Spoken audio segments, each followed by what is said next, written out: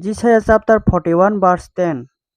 Ta kiridi ang nangbai tongo bukha tabaidi tamni hunba ang nini kaitot ang nono phanrnai ang nono subanai ang nono ani kuplai yakbai khe romui tongnai. Lomon number 91 verse 1 to 16.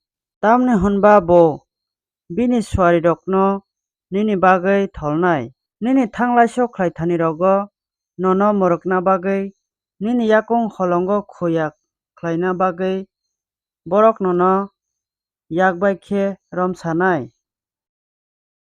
2 Timothy chapter 4 verse 18. Subrai ano beba hamyani yakni phiyogui kaham kwrwng khe bini chukna hani hao anat langnai mol brum brum no bo chungsa ungthung. Amen. Phwrwngmung chapter 19 verse 23. Subrayongno kiriwui tongnaile omor phologui rwo abo bai bwkha khom khom ungnai tei debo dera rwjaklak.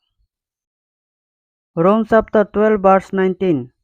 Ta khorok norok hamyani yakul ta sudi tamo khe kaitono yakul sutung hwnwi sadi tamni hunba elembago hai hwnwi sao yakul sunai angse hamya khlainai rokno angse hamya khlaiphinai hwnwi subrai sao. 2 Thessaloniki chapter 3 verse 3. Tamo khe subrai wngkha kok narwknai bo norokno rakrwnai phiya soitani yakni katirwui tongnai.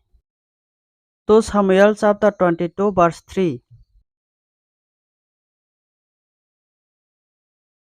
Ani kaitot ani holong bini thani se ang bo khorok bomo bo ani phoi tei bo ana mwthangnai ana nok kwrak ani katimong ani mwthangnai ano jolimongni phiyogo.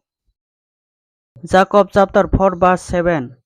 Haikhe norok kaitoni thani bomdi soitan no kebengdi haikhe bo norokni oroni kharnai. Lomon number 46 verse 1. Kaitor wngkha chini tongthai tei phan digi sigi phuro chubanai. Amen. Amen.